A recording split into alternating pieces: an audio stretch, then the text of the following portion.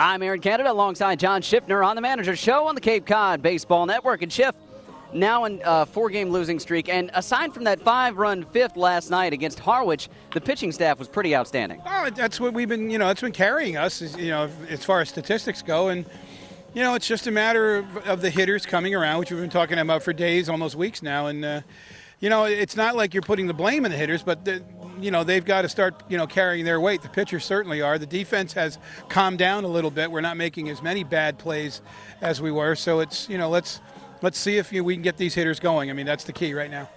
Defense got shored up a little bit last night, and there was one play in the top of the sixth that just kind of played the story or told the story of the entire season with the entire right side of the infield, infield, and Dane Phillips coming running in for a little looping liner down the line. Joe Sever diving forward, couldn't get to it, and that led to a really impressive double play. That's pretty much the story of how it's been all year. Yeah, and I mean, good for the guys. I mean, they hustled. They knew what was going on. There was communication all over the field. We knew, somebody's screaming 4-4-4. We get to throw to 4. Somebody's screaming 2-2-2, and we got a double play. Imagine if we did make that double play. That inning could have been uglier. So, heads up play on everybody for communicating, and that's team defense. And that's what we've got to, we have to continue to do as much as we can. Darryl Matthews and Matt Roberts, in the lineup for the first time last night. How do you feel about their play? Good players. Matt's a solid catcher, which I knew. I mean, Forbes, he told me this is going to be a good one because they had to get somebody good to replace Jacob Stallings when Jacob Stallings leaves, and they certainly have. He's a very good receiver, strong throwing arm, and he's nice right-handed bat. And Darryl Matthews is exactly what we could use: a little energy, a little speed, play any position in the outfield. So we're hoping we're getting better and better. Chris Munnelly coming in as well out of North Carolina. Evan Marzilli coming in soon enough. When do we see Chris? Chris is on the board from now on, and we're trying to manipulate the pitching staff so Chris will get his innings as a starter, but he'll probably be in relief the next few days until we start to get that rotation settled down. Evan Marzilli should be here Wednesday or Thursday. Obviously, parades and get a little break. I mean, it's been a long run. They go to the last minute, so he wants a little break, and I understand that. So we're hoping we'll see him by Wednesday or Thursday. It looks as though Pat Blair is ready to go. We still need him to pass some more tests as of Monday, and if not, if he does fine, then he'll be placed back on the roster because of the concussion problem. So we're getting to where we're full strength. We are who we are, and we'll make a run in the last 25 games. Speaking of parades, the big 4th of July parade is tomorrow. This the first of the home-and-home series against Orleans. This game here in Orleans tomorrow night in Chatham, and the guys are all set, I would imagine, for the parade tomorrow. Have you let them know what they're in for? Well, a little bit. You have to let each person, decide how big a parade person they are. But I did tell them it's usually a telling factor, and it's always a quote from Matt Fincher is that the Cape Cod Baseball League season doesn't start until after the 4th of July parade. So we'll see, see what happens, see the effect, and go from there. But yeah, I have told them a little bit, but you don't want to take everything away. They've got to take it in for themselves.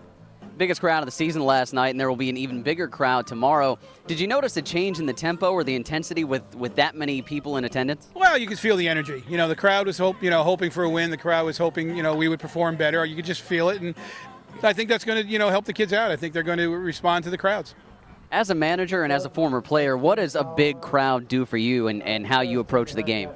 You try to tell them to blot it out because they have to. They've got to focus in on them, to focus in on the game, and not get involved in the crowd. And, I think sometimes that does affect the play of the players because some of these guys, this is as big a crowd as it gets. They've never seen one this big. The kids in the big-time programs, they've seen crowds like this, but it's a different crowd. It's not like going to Clemson with 5,000 or 6,000 screaming Clemson fans and no opposition. It's a little bit different. So it's getting used to it. It's all part of the process that the Cape Cod League tries to train these kids to get used to for the next step.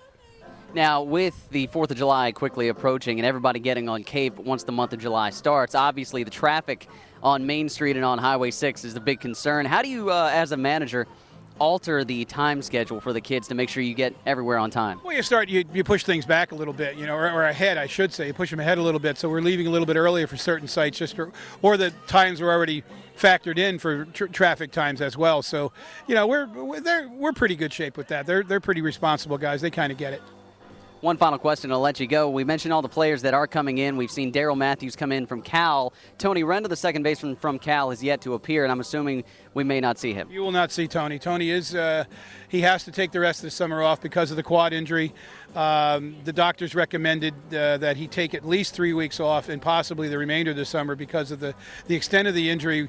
There's a chance for more serious injury there. So that's it's unfortunate for us. You certainly want to see a player like that in Chatham, but we wish him well, and he might be on Cape Cod as we're speaking, because I know he did mention that his family had reservations to come out here for a lengthy stay, so they may still take advantage of that. So we may get a chance to meet Tony up front, but he will not be playing for us, which is unfortunate. I lied. This will be the last question. With some of the temp players being released, with the full-timers coming in, guys like Jake Berry, Matt Brazis released, where are they going to go? I know Matt Brazis already signed on to the Winchester Royals in the Valley League. Right. Any idea where the other guys may go? There were several teams in the New York Collegiate League that were interested in Jake. I know a New York Collegiate League team also asked about Justin Leisenheimer's availability, and Matt, Matt did sign down there with Winchester, I believe it was. So, yeah, good for those guys. They did a great service for us. I wish I could have kept them all, but, there always be Chatham A's, as I told them. He's John Schiffner. I'm Aaron Canada. It's the Manager Show on the Cape Cod Baseball Network.